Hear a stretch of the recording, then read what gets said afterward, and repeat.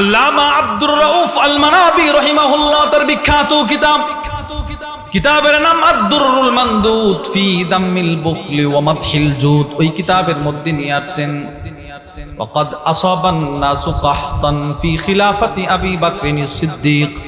আবু বকর সিদ্দিকের জমানায় মদিনায় দুর্ভিক্ষ দেখা দিল, মানুষের খাবার দাবার নাই। ফালাম্মা ইসতাদা বিহিমুল আমর, মানুষগুলো যখন অবস্থা বড় ভয়ানক হয়ে গেল, যাও ইলা খলিফাতি রাসূলিল্লাহ, সব মানুষ খলিফাতুল মুসলিমিনের দরবারে দৌড়ায় গেছে, গিয়ে বলে ইয়া খলিফাতুর রাসূলিল্লাহ সাল্লাল্লাহু আলাইহি ওয়াসাল্লাম, ও খলিফাতুর রাসূল আবু বকর সিদ্দিক রাদিয়াল্লাহু আনহু, কি ইন্নাস সামাআ লাম তামতুর, আকাশ থেকে বৃষ্টি বর্ষণ হয় না, ওয়াল আরদু লাম তানবুত, জমিন থেকে ঘাস উৎপাদন হয় না, জমিন উৎপাদন করে না, আকাশ বৃষ্টি দেয় না। ওয়াকাদ তাওয়াক্কাআন নাসু আল হিলাক, মানুষগুলো মৃত্যুর ধার প্রান্তে চলে গেল। খলিফা, এবার আপনি বলেন আমরা কি করব? না খায়া মারা যাব নাকি কিছু একটা আমাদের জন্য করবেন? খলিফাতুল মুসলিমিন বলে ওয়াস্তাইনু বিস-সাবরি ওয়াস-সালাহ, আমার কিছু করার নাই, তোমরা আল্লাহর কাছে সাহায্য চাও নামাজ আর ধৈর্যের মাধ্যমে। সুবহানাল্লাহ। এবার সব মানুষ চলে গেল যার যার বাড়িতে। পরের দিন সকালে তাকায় দেখে 1000 উট পিঠ বুঝায় শাম সিরিয়া থেকে খাদ্য সামগ্রী নিয়ে 1000 উট উসমান ইবনে আফফানের ঘরের দরজার সামনে লাইন ধরে দাঁড়ায় আছে। 1000 উট। ফাজাআত তুজ্জারু ইলাই, সব বড় বড় ব্যবসায়ীরা দৌড়ে উসমানের বাড়িতে গেল, গিয়ে বলল উসমান ইন্নাকা লা তা'লাম, তুমি ভালো করেই জানো আমরা কি চাই, আমরা তোমার কাছে আসছি, এই মালগুলো নিশ্চিত আপনার। ওগো উসমান, আপনি আপনার মালগুলো অল্প টাকায় আমাদের কাছে বিক্রি করে দেন, তাহলে আমরা অল্প টাকায় মদিনার মানুষের কাছে বিক্রি করে দিব, এতে করে মদিনার দুর্ভিক্ষ চলে যাবে, আমরাও কিছু লাভ করব, আপনারও কিছু মুনাফা হবে। উসমান ইবনে আফফান বলে মালগুলো তো আমি মাগনা আনি নাই, শাম সিরিয়া থেকে ক্রয় করে আনছি। কাম তুরাব্বিহুনি, তোমরা আমার প্রতিটা মালে কত লাভ দিবা? আরে মালগুলো আমি কিনে নিয়ে আনছি তো, আমি তো এগুলো বিক্রি করব, তো লাভ দিবা কত? প্রতি মালে লাভ কত? সব ব্যবসায়ীরা বলে আল্লাহুম্মা বিদিরহামাইন, আমরা প্রত্যেকটা মালে 2 টাকা লাভ দিব। উসমান বলে উতিতু, হবে না, এর চাইতে বেশি দেওয়া হয়ে গেছে। ব্যবসায়ীরা বলে 3 টাকা লাভ দেব। উসমান বলে হবে না। ব্যবসায়ীরা বলে 4 টাকা দেব। উসমান বলে হবে না। ব্যবসায়ীরা বলে 5 টাকা দেব। উসমান বলে এর চাইতেও বেশি দেওয়া হয়ে গেছে। এবার সব ব্যবসায়ীরা রাগের কণ্ঠ নিয়ে উসমানকে একটা ধমকের কণ্ঠে বলে খলিফা ও উসমান, আমাদের চাইতে বড় ব্যবসায়ী মদিনাতে আর তো কেউ নাই, পাইকার ব্যবসায়ী তো আর কেউ নাই। কে এমন ব্যবসায়ী হয়ে গেল কঠিন মুসিবতেও আপনাকে 5 টাকার বেশি লাভ দিবে? কে সে? উসমান ইবনে আফফান শাহাদাত আঙ্গুলিটা আকাশের দিকে উঠায় বলে আল্লাহ, আল্লাহ আমাকে তোমাদের লাভ যেখানে শেষ, ওখান থেকে আল্লাহ তাআলা শুধু লাভের সংখ্যা বসানো শুরু করবে। আল্লাহ কি বলছে? আল্লাহ বলছে উসমান, মদিনার এই কঠিন সময়ে তুমি যদি মানুষের উপকার করার জন্য তোমার 1000 মালগুলো সদকা করে দাও, আমি রব তোমাকে কোটি বছরের জান্নাত দিয়ে দিব। তোমরা সাক্ষী থাকো, ব্যবসা তো সব সময় করতে পারবো, এখন মানুষের উপকার করার বড় প্রয়োজন, আমি আমার সবগুলো মাল মুসলমানদের জন্য দান করে দিলাম। উসমান ইবনে আফফানের ভিতরে পরোপকার ছিল কিনা বলেন? আরে মানব সেবা ছিল কি ছিল না? হযরত আলী রাদিয়াল্লাহু তাআলা আন 4 নম্বর খলিফা, বুখারী শরীফের 5616 নম্বর হাদিস।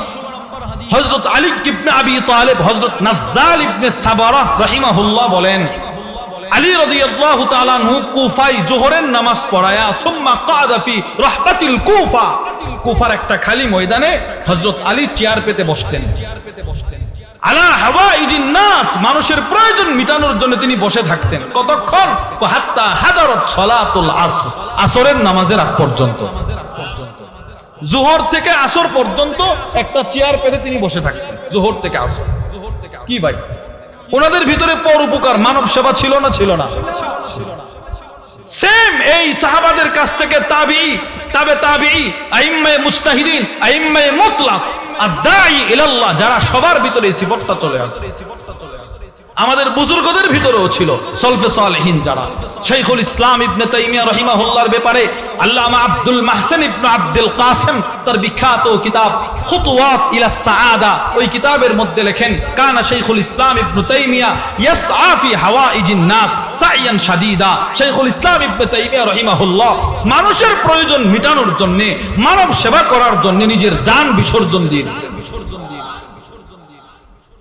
অনেক বুজুর্গ এরকম ছিল, রাষ্ট্রপ্রধান, কিন্তু অসহায় দরিদ্র মানব সেবা করতে গিয়ে নিজের পিঠে বস্তা টানতে টানতে দাগ ফালায় দিছে।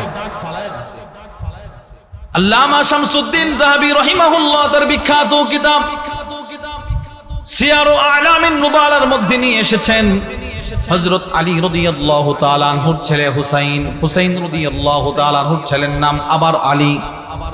এর মানে বাবার নাম আলী, দাদার নাম আলী, নাতির নামও আলী।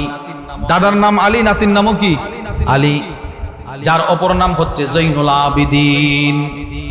কানা আলী ইবনুল হুসাইন রাদিয়াল্লাহু তাআলা আনহু, কানা আলী ইবনুল হুসাইন রাহিমাহুল্লাহু তাআলা আনহু জৈনুল আবিদিন, হযরত জৈনুল আবিদিন আলী ইবনে হুসাইন ইয়াহমিলুস সাদাকাতি ওয়াত তাআম লাইলান আলা যহরি। রাতের অন্ধকারে এই আলী রাদিয়াল্লাহু তাআলা আনহুর নাতি জৈনুল আবিদিন রাষ্ট্রীয় কোষাগার থেকে ময়দার আটার বস্তা রশি দিয়ে বেঁধে নিজে কাঁধে করে করে টাইনা টাইনা ওই উসিলু যালিকা ইলা বুয়ুতিল আরামিলি ওয়াল ফুকারা, বিধবা মহিলা যারা, অসহায় যারা, এদের ঘরের দরজার সামনে রেখে আসতেন। কেউ জানতো না এই বস্তাগুলো কে রেখে গেল, কেউ জানতো না। ইমাম শামসুদ্দিন যাহাবী লেখেন, ফালাম্মা মাতা, এই লোকটা যেদিন মারা গেল, চতুর্দিকে মশারি টানানো হইল, ওনার লাশ ধৌত করা হবে। যারা ওনার লাশ ধৌত করতে গেল তারা তাকায় দেখে, ফালাম্মা মাতা ওয়াজাদু আলা যহরিহি আথারাম মিনাস সাওয়াদ, এরা তাকায় দেখে ওনার পিঠের মধ্যে কালো কালো দাগ দেখা যায়। যারা লাশ ধৌত করে তারা বলতেছে, দূর থেকে তো বোঝা যায় যেন চাবুকের দ্বারা কেউ আঘাত করছে, চাবুকের আঘাত এই পরিমাণ দেবে গেছে। এবার সব মানুষগুলো বলে, এই দাগগুলো কিসের?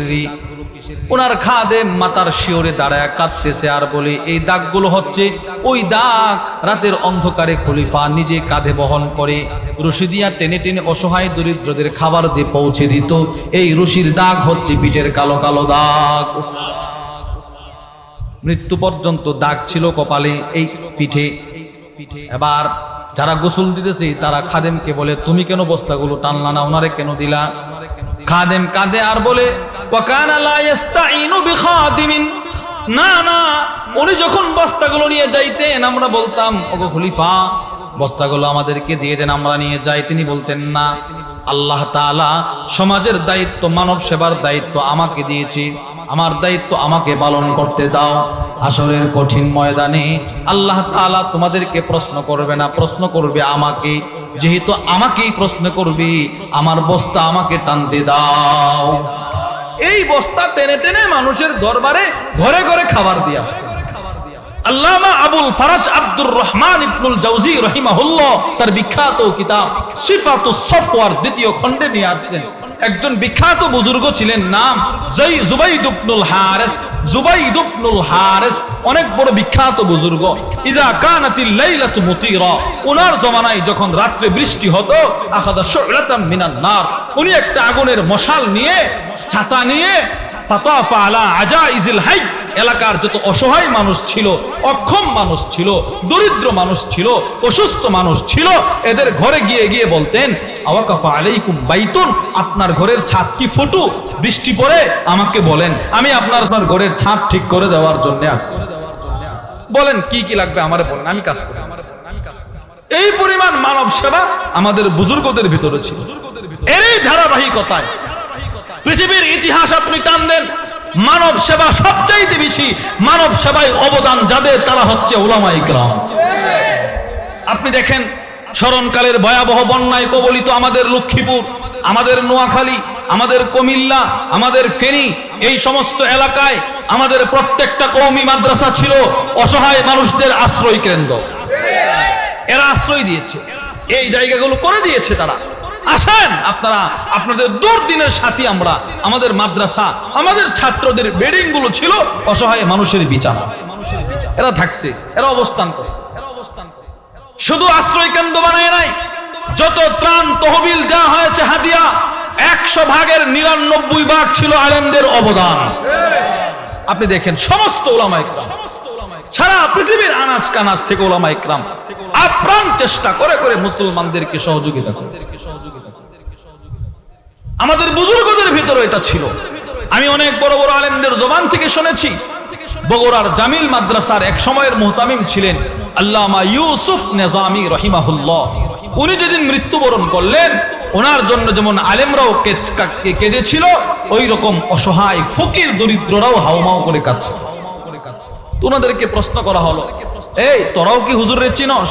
তো ফকিররা বলে, আমরা চিনব না, এই লোক তো নির্জনে নিবৃতে আমাদের মতো শত শত পরিবারকে লালন পালন করতে, ভরণ পোষণ দিছেন, ভরণ পোষণ। আপনিও আপনার জিন্দেগির একটা হালাল উপার্জনের একটা অংশ এমন রাখা যে আমার এই টাকাটা যেন শুধু মাদ্রাসায় লাগে, আমার এই টাকাটা যেন মাদ্রাসার তালিবুল ইলমদের প্রয়োজনে ব্যবহার হয়, এই নিয়ত করা। যা পেটে দিবেন, যা নিজে খাবেন, ওইগুলো শেষ হয়ে যাবে, আর যা এখানে দিবেন ওইগুলো আপনার কবরের সাথী হবে, আপনার মিজানের সাথী হবে, ফুলসালাতের সাথী হবে, জান্নাতের সাথী হবে। এজন্য মাদ্রাসার দিকে খেয়াল রাখা যায় না ইনশাআল্লাহ? জোরে বলেন না ইনশাআল্লাহ। আর আপনারা এই মাদ্রাসার প্রতি খেয়াল রেখেছেন, যার জ্বলন্ত প্রমাণ হচ্ছে এত সুন্দর মাদ্রাসা। আলহামদুলিল্লাহ, কত সুন্দর মনোরম পরিবেশ। আবার 4 তলা ফাউন্ডেশনের বিল্ডিং এর কাজও চলতেছে। নিশ্চিত আপনাদের অক্লান্ত পরিশ্রমে মাদ্রাসার প্রতি আছে, আপনাদের ভালোবাসা আছে, যার কারণে রব এত সুন্দর একটা বাগান আপনাদের এলাকায় ফুটায় দিয়েছে। আলহামদুলিল্লাহ বলেন। তুমি পর উপকার করা, একে অপরকে সাহায্য করা, ইনশাআল্লাহ বলেন না? এবার এই পর উপকার সম্পর্কে কোরআন কি বলে, হাদিস কি বলে, করলে লাভ কি, এই 3টা পয়েন্ট বলে শেষ করে দিব। কোরআন কি বলে? আল্লাহ বলেন সূরাতুল বাকারা, বিসমিল্লাহির রহমানির রহিম, ওয়া আহসিনু, আল্লাহ বলে ইহসান করো, ইহসান, দয়া করো, দয়া। এই আয়াতের ব্যাখ্যায় আল্লামা আব্দুর রহমান ইবনে নাসির আস-সাদি তার বিখ্যাত তাফসীরের কিতাব তাইসিরুল কারীমির রহমান ফি তাফসীরি কালামিল মান্নানের মধ্যে লেখেন, ওয়া ইয়াদখুলু ফি যালিকা কাদাউ হাওয়াইজিন নাস। এই আয়াতের ব্যাখ্যায় তিনি বলেন, একজন আরেকজনের প্রয়োজন মিটিয়ে দেওয়ার আদেশ স্বয়ং আল্লাহ করেছেন। আল্লাহ বলতেছেন তোমরা একে অপরকে কি করো, সাহায্য করো। বলেন একে অপরকে কি করো? একে অপরের প্রয়োজন মিটায়া দাও। 2 নম্বর আয়াত সূরাতুল মায়েদার 2, ওয়া তাআওয়ানু আলাল বিররি ওয়াত তাকওয়া। আল্লাহ বলেন তোমরা তাকওয়া, ভালো কাজে একে অপরকে সাহায্য করো। তাফসীরে ইবনে কাসিরের মধ্যে আল্লামা ইবনে কাসির রাহিমাহুল্লাহ লিখেন, ইন্নাল্লাহা আযজা ওয়া জাল্লা ইয়া'মুরু ইবাদাহুল মুমিনিন বিল মুআওয়ানা বা'দিহিম আলা বা'দ। আল্লাহ তাআলা এই আয়াতে একজন মুমিন যেন আরেকজনকে সাহায্য করে, এই বিষয়ে আল্লাহ আদেশ করেছেন। সুবহানাল্লাহ বলেন। তাহলে একে অপরকে সাহায্য করার আদেশ আল্লাহ করছে কি করে নাই? 3 সূরাতুন নাহলের মধ্যে রব বলেন, ইন্নাল্লাহা ইয়া'মুরু বিল আদলি ওয়াল ইহসান ওয়া ইতাইযিল কুরবা। আল্লাহ তাআলা ইহসান, আদল করার আদেশ করেছেন। এখানে ইহসানের অর্থ কি? আল্লামা আব্দুর রহমান ইবনে নাসির আস-সাদি লেখেন, আল ইহসান ফাদিলাতুন মুস্তাহাব্বুন। ইহসান করা এটা অনেক দামি একটা আমল। বলে ইহসান কি? তিনি বলেন কানাফ ইন্নাস, যেমন মানুষকে উপকার করা, বিল মালি, মাল দিয়ে, ওয়াল বাদানি, জান দিয়ে, ওয়াল ইলমি, ইলম দিয়ে। সুবহানাল্লাহ বলেন। আমরা একে অপরকে সাহায্য করব কয় জিনিসের মাধ্যমে? আপনারা কথা বলেন না, কয় জিনিস? জোরে বলেন, সবাই বলেন, সবাই কয় জিনিস? আমার সাথে বলেন, বলেন। মাল, জান, ইলম। 1 নাম্বার কি? 2 নাম্বার, এবার 3 নাম্বার ইলম। হ্যাঁ, মাল দিয়ে সহযোগিতা করা সাময়িক, জান দিয়ে সহযোগিতা করা সাময়িক। সব সময় কারো মালের সহযোগিতা লাগে না, সব সময় কারো জানের সহযোগিতা লাগে না, কিন্তু মৃত্যু পর্যন্ত ইলমের সহযোগিতা লাগে। বলেন ইলমের প্রয়োজন কতদিন পর্যন্ত? সবাই বলে না, বলেন মরণ পর্যন্ত। বলেন বলেন, মরণ পর্যন্ত। ইমাম আহমদ ইবনে হাম্বল রাহিমাহুল্লাহ আল্লামা সাইয়্যিদ ইবনে হুসাইন আল আফফানি তার বিখ্যাত 12 খণ্ডের কিতাব সালাহুল উম্মাহ ফি উলুবিল হিম্মা, ওই কিতাবের মধ্যে লেখেন ইমাম আহমদ ইবনে হাম্বল বলেন, মানুষের খাবারের প্রয়োজন হয় দিনে একবার অথবা 2 বার, সর্বোচ্চ 3 বার, আর ইলমের প্রয়োজন হয় প্রতি শ্বাসে শ্বাসে মৃত্যু পর্যন্ত। তাহলে এই মাদ্রাসাগুলোর প্রয়োজন কি 1 বছরের জন্য? আচ্ছা কতদিন বলেন? বলেন দুনিয়া যতদিন ততদিন। বলেন যদি এই মাদ্রাসা না থাকে তো আপনার ঘরে হাইওয়ান হিংস্র জানোয়ার জন্ম নিবে। এই মাদ্রাসা আছে বিদায় এত সুন্দর মসজিদ, এতগুলো আলেমকে দেখতে পাচ্ছেন, এত টুপিওয়ালাকে দেখতে পাচ্ছেন। উত্তরবঙ্গে যান, মাদ্রাসা নাই বিদায় প্রতিটা মাদ্রাসা, প্রতিটা এলাকার প্রত্যেকটা ঘরে ঘরে কাদিয়ানি হয়ে গেছে। মাদ্রাসার বরকতে রব আপনাদেরকে দিন চিনাইছে, রব আপনাদেরকে কোরআন শোনাইছে, রব আপনাদেরকে হাদিস শোনাইছে এই মাদ্রাসার বরকত।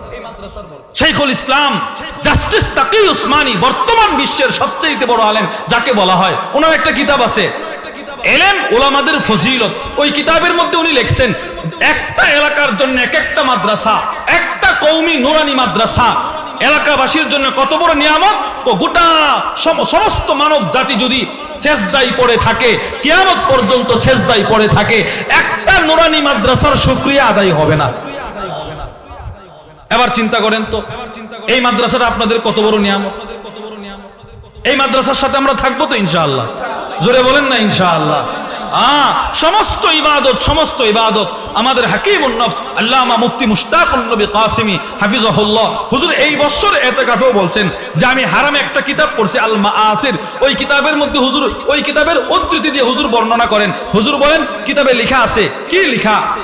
নামাজ, রোজা, হজ, যাকাত সবগুলো হচ্ছে আঙ্গুলের মাথার পানি। মনে করেন বিশাল এক সমুদ্র, ওই সমুদ্রে আঙ্গুলটা ডুবানোর পরে, আঙ্গুলটা উঠানোর পরে একটু পানি আঙ্গুলের মাথায় থাকে কিনা? বলেন না সবাই? থাকে। এবার তিনি বলেন সমস্ত ইবাদতের সওয়াব আঙ্গুলের মাথার পানি, আর সমুদ্রের অবশিষ্ট পানি হচ্ছে ফি জিহাদ ফি সাবিলিল্লাহ, আল্লাহর রাস্তায় জিহাদ করার সওয়াবের ফজিলত। আঙ্গুলের মাথার পানি নামাজের সওয়াব, আঙ্গুলের মাথার পানি হজের সওয়াব, আঙ্গুলের মাথার পানি রোজার সওয়াব, আর জিহাদের সওয়াব সমুদ্রের অবশিষ্ট পানি। এবার হুজুর বলেন নামাজ, রোজা, হজ, যাকাত, জিহাদ সবগুলো হচ্ছে আঙ্গুলের মাথার পানি, আর সমুদ্রের অবশিষ্ট পানি হচ্ছে ইলম শিখার ফজিলতের পানি। চিন্তা করেন তো ইলমের দাম কত। ইলম যদি না থাকে ও নামাজ পড়বে কিভাবে? বলেন না। এজন্য আমাদের মরহুম শাইখুত তাফসীর যাকে বলা হয়, আপনাদের এলাকার খুব পরিচিত ছিলেন, আমাদের ব্রাহ্মণবাড়িয়ার গৌরব হাফেজ জুবাইর আহমদ আনসারী রাহিমাহুল্লাহ, আল্লাহ হুজুরের কবরটিকে জান্নাতের টুকরা বাগান বানায় দেন। হুজুর বলতেন ইলম যদি কারো ভিতরে না থাকে ওই লোকটা কাবার সামনে দাঁড়ায়ও নামাজ পড়তে পারবে না, এই নামাজের কোনো সওয়াব হবে না। তাহলে ইলমের দরকার আছে না নাই? বলেন বলেন। ইলমের সহযোগিতা করা। আমাদের এই মাদ্রাসাগুলো আপনাদের কিভাবে জান্নাতে আপনারা যাবেন, জান্নাতে সহজে কিভাবে যাবেন, কবর আপনার শান্তি কিভাবে হবে, ফুলসাত আপনার সহজ কিভাবে হবে, ওইটার ফিকির আমাদের এই কওমি মাদ্রাসাগুলো আপনাদের করে। আলহামদুলিল্লাহ আমি শুনে খুব খুশি হয়েছি, 300-র উপরে ছাত্র আছে, সকলের আলহামদুলিল্লাহ লুজিং আছে। আলহামদুলিল্লাহ, এটা আপনাদের সাআদাত। এই যে লুজিং রাখেন, লুজিং এটা কিন্তু এই জমানা থেকে নয়, রাসূলের জমানা থেকে এই সিস্টেমটা ছিল। নবীজি মাদ্রাসাতুস সুফাই যারা পড়তেন এদেরকে লুজিং করে দিতেন, আয় তুমি এর করে খাইবা, এর 2জন নিয়ে যাও, 2জন এদেরকে নিয়ে যাও, এই লুজিং করে দিন। তাহলে এবার বলেন মালের সহযোগিতা সাময়িক, বলেন মালের সহযোগিতা, জানের সহযোগিতা, এবার ইলমের সহযোগিতা, এটা বলে না জুড়ে কি পর্যন্ত? সবাই বলেন। তাহলে ইলমের সহযোগিতা সব সময় করব তো ইনশাআল্লাহ? বলেন ইনশাআল্লাহ। মালেরও প্রয়োজন দরকার, মালেরও সহযোগিতা দরকার। এই 4 তলা বিল্ডিং আপনারা যদি আপনাদের যার যার সাধ্য অনুপাতে সহযোগিতা হাত না বাড়ান তাহলে এই বিল্ডিং এর আল্লাহ তো করাইবেন, রব তো কাউকে না কাউকে দিয়ে করাইবেন, কিন্তু আমি যদি শরীক না থাকতে পারি আমি মাহরুম হয়ে গেলাম, আমার কপাল খারাপ। তো 3টা আয়াত থেকে আমরা বুঝাইলাম একে অপরকে সহযোগিতা করার কথা রব বলছে কি বলে নাই? এবার কিছু হাদিস শুনেন। 1 নাম্বার وعن النعمان بن بشير رضي الله تعالى عنه قال حضرت نعمان بن بشير বলেন قال النبي صلى الله عليه وسلم আল্লাহর নবী বলেন আল মুসলিমুন কারাজুলিন ওয়াহিদ সমস্ত মুসলমান হচ্ছে একটা দেহের মতো, সব মুসলমান একটা দেহের মতো। ইনিস্তাকা আইনুহু ইস্তাকা কুল্লু। দেহের চোখ যদি ব্যথাগ্রস্ত হয় তো এই ব্যথাটা পুরাটা শরীর অনুভব করে কিনা? এবার ফিলিস্তিনের মুসলমানদের উপরে যদি ইহুদির কুকুররা আক্রমণ চালায় আমাদের কষ্ট লাগবে কিনা? যদি ফিলিস্তিনের উপরে আক্রমণ চলে আর আপনার শরীরে ব্যথা অনুভব না হয়, আপনি মুসলমান না। আমাদের যেই কান্ট্রিতে, যেই জায়গাতে, যে কোনো মুসলমানের উপরে কেউ যদি কোনো জুলুম করে, ওই জুলুমের ব্যথা যদি আপনার শরীরে না লাগে, আপনার দিলে অনুভব না হয়, আপনি খাঁটি মুসলমান হতে পারেন না। আপনার অনুভব হতে হবে না এ আমার ভাই মুসলমান। নবীজি বলছেন এক মুসলমান আঘাতপ্রাপ্ত হলে সকলেরই ব্যথা আসতে হবে। এই হাদিসের ব্যাখ্যায় আল্লামা ইমাম নববী রাহিমাহুল্লাহ লিখেন, ফাহাদিহিল আহাদিস সরিহাতুন ফি তাযীম হুকুকিল মুসলিমিন বা'দিহিম আলা বা'দ আও বা'দিহিম বা'দ। তিনি বলেন এই হাদিসগুলো স্পষ্ট প্রমাণ বহন করে এক মুসলমানের উপরে আরেক মুসলমানের অপরিহার্য কিছু দায়িত্ব আছে, সহযোগিতার দায়িত্ব আছে না নাই? 2 নম্বর হাদিস বুখারী শরীফের 481।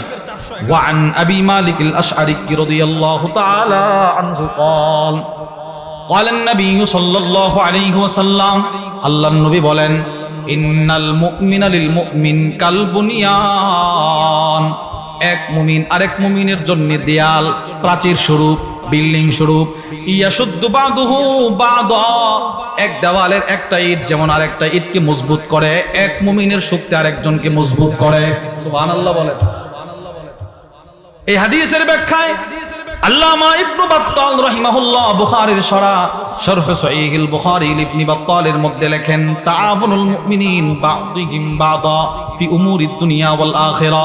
দুনিয়া আখিরাতের বিষয়ে এক মুমিন আরেক মুমিনকে সাহায্য করার কথা রাসূল এই হাদিসে নৈতিক দায়িত্বটা দিল। সুবহানাল্লাহ। নবীজি হাদিস দ্বারা বুঝাইছেন তোমরা একে অপরকে সাহায্য করো। 3 নম্বর হাদিস তিরমিজি শরীফের 1332। ওয়ান আমর ইবনে মুররা ক্বালা লিমুআবিয়া ইবনে সুফিয়ান রাদিয়াল্লাহু আনহুমা। হযরত আমর ইবনে মুররা মুআবিয়াকে বললেন, ও মুআবিয়া, আপনি তো আমির, আপনাকে একটা হাদিস শোনাবো। তিনি বলেন শোনাও। এবার তিনি বলতে লাগলেন, সামি'তু রাসূলুল্লাহি সাল্লাল্লাহু আলাইহি ওয়াসাল্লাম ইয়াকুল। আমি আল্লাহর নবীর কাছ থেকে শুনেছি, আল্লাহর নবী বলেন, মা মিন ইমামিন, কোন নেতা, কোন সর্দার, কোন বড় লোক, বলেন কোন নেতা, বলেন সবাই বলেন না, কোন বড় লোক, সর্দার যদি অন্য কোন অসহায় মানুষকে দেখা দরজা লাগায়া দেয়, মনে করেন আসতেছে, বুঝতেছে ওর কাছে কিছু চাইবে, ঠাসকে দরজা লাগাই দিচ্ছে। আল্লাহর রাসূল বলেন, কোন নেতা, কোন সর্দার, কোন বড় লোক, কোন সাধারণ মানুষ যদি দেখে একজন অসহায় তার দিকে আসতেছে, বিরক্ত বোধ করে যদি সে দরজাটা লাগায়া দেয়, আল্লাহর নবী বলেন, ইল্লা আগলাকাল্লাহু আবওয়াবাস সামা দুনা খাল্লাতিহি ওয়া হাজাতিহি ওয়া মাসকানাতি। আজকে যেই লোকটা দরজা লাগায়া দিল, সে যেদিন মুসিবতে পড়বে, সে যেদিন বিপদে পড়বে, ওই দিন আল্লাহ আকাশের দরজাগুলো তার জন্য বন্ধ করে দিবে। কত বড় ভয়ঙ্কর একটা কথা। তাহলে হাদিস থেকে কি বুঝলাম? একজনের সহযোগিতা আরেকজনকে আগে বাড়ার কথা রাসূল বলছে কি বলে নাই? যদি বন্ধ করে দেন অবস্থা কি হবে? এই হাদিস বলার পর, এই হাদিস যখন আমিরে মুআবিয়াকে শোনানো হলো, আমিরে মুআবিয়া রাদিয়াল্লাহু তাআলা আনহু এতটাই ভীত সন্ত্রস্ত হলেন, ফাজাআলা মুআবিয়াতু রাজুলান আলা হাওয়াইজিন নাস। আমিরে মুআবিয়া সাথে সাথে একজনকে মন্ত্রী বানাইছে, যার দায়িত্ব ছিল আমিরে মুআবিয়ার ঘরের দরজার সামনে বসে থাকা, কোন মানুষ আসলে আমিরকে ডাক দিয়ে আইনা ওই লোকটার প্রয়োজন মিটিয়ে দাও। তিনি বলে না, আমি ঘুমায় থাকবো, একটা লোক আসে চলে যাবে, তো রাসূলের হাদিস তো সাক্ষী, আমার অবস্থা খারাপ হয়ে যাবে। আমি চাই না আমার জন্য আল্লাহ আকাশের দরজা বন্ধ করে দেখ। আমি চাই সব সময় যেন মানুষ আইসা আমার দরজা খোলা। তাহলে আমরা একে অপরকে সহযোগিতা করবো তো ইনশাআল্লাহ, বলেন না ইনশাআল্লাহ। একে অপরকে সহযোগিতা করা, এক মুসলমান আরেক মুসলমানের প্রয়োজনগুলো মিটিয়ে দেওয়া, এটা আমার রাসূলের সিফত ছিল, এটা সাহাবাদের সিফত ছিল, বুজুর্গদের সিফত ছিল, উলামা ইকরামের সিফত। এই সিফত যদি কোনো এলাকার মানুষের ভিতরে চলে আসে, ওই এলাকাটা হবে সবচেয়ে সম্ভ্রান্ত সুখী একটা এলাকা। আল্লাহ আমাদের সকলকে এই গুরুত্বপূর্ণ সিফতটা অর্জন করে জীবনে চলার পথে জান্নাতের পাথেও অর্জন করে কবর পথের পথিক হওয়ার তৌফিক দান করুন, আমিন। যা কিছু বলেছি যদি সঠিক হয় রবের পক্ষ থেকে, ভুল হলে আমার পক্ষ থেকে। ওমা আলাইনা ইল্লাল বালাগ। আসসালামু আলাইকুম ওয়া রাহমাতুল্লাহি ওয়া বারাকাতুহু।